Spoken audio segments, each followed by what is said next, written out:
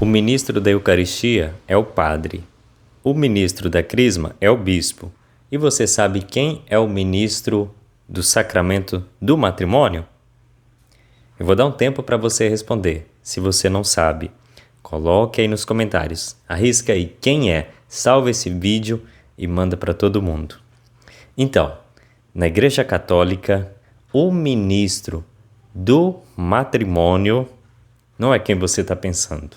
Não é o padre. Exatamente. O ministro do matrimônio é o próprio casal. Isso mesmo. É o próprio casal que celebra o matrimônio. O padre, ele só assiste. Ou seja, ele é a testemunha daquele casamento. Isso remonta na própria Bíblia. Eram os esposos que celebravam o seu casamento. E o pai dava testemunho. No caso da igreja, o padre. E em primeiro lugar eu quero falar da diferença. Eu falei a palavra matrimônio, porque na igreja a gente fala a palavra matrimônio.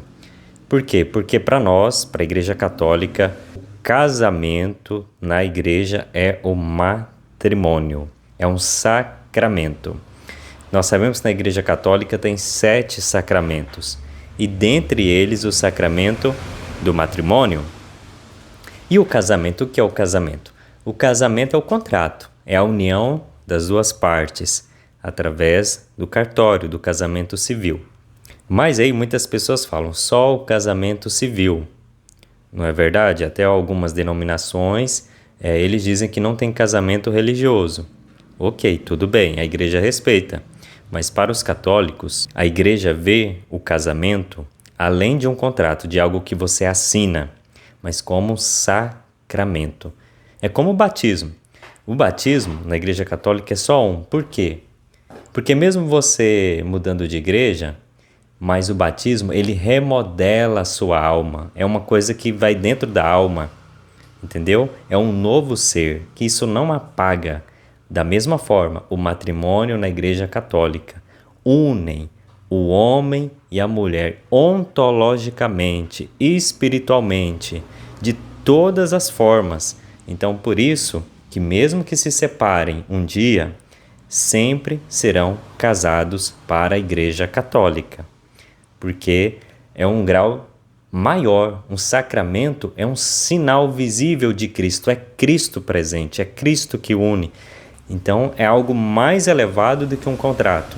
E lembrando de uma coisa, no judaísmo não existia separação do Estado com a religião, como aqui no Brasil antigamente, né? Então no judaísmo o casamento valia tanto para o Estado quanto também para a religião. Por quê? Porque havia a união. Porque o povo de Israel era um Estado teocrático, não é? Era um Estado, podemos dizer, governado por Deus. Já nós vivemos num Estado secular.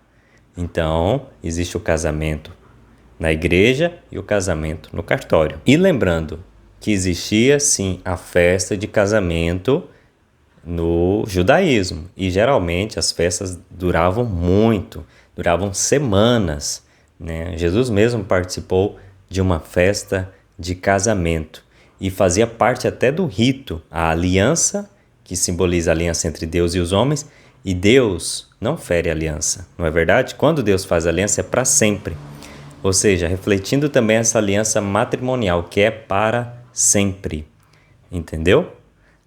Deus compara a sua união com a igreja através da carta de São Paulo e outras tantas passagens bíblicas que a gente vê Deus querendo se unir à humanidade como um casamento entre um homem e uma mulher. E lembrando que no judaísmo, naquele contexto, o noivado, a moça era entregue ao homem, já no período do noivado, mas sem a união conjugal.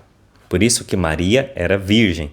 Maria, ela foi dada a José, mas no noivado. Então, por isso que nós acreditamos que não houve a união conjugal de Maria. Ah, e lembrando uma coisa, os casamentos eram sempre acompanhados de muita refeição. Até hoje no judaísmo é assim. E sempre os noivos bebiam na cerimônia vinho, né? Tem o milagre das bodas de Caná. Ou seja, o vinho representando o quê? A união, a alegria. Então, esse banquete, havia o banquete e havia o vinho. Até lembrando também do banquete que Deus quer dar a todos nós, como fala no profeta Isaías, como fala também no livro do Apocalipse, aquele grande banquete que o Cordeiro vai dar para todos os seus filhos. Por isso que o matrimônio é um sacramento, porque é comparado com Deus. Porque se fosse um mero contrato, Deus não compararia o casamento humano com o casamento divino. É isso. Você sabia disso? Gostou? Compartilhe e que possamos viver sempre na graça de Deus. Amém.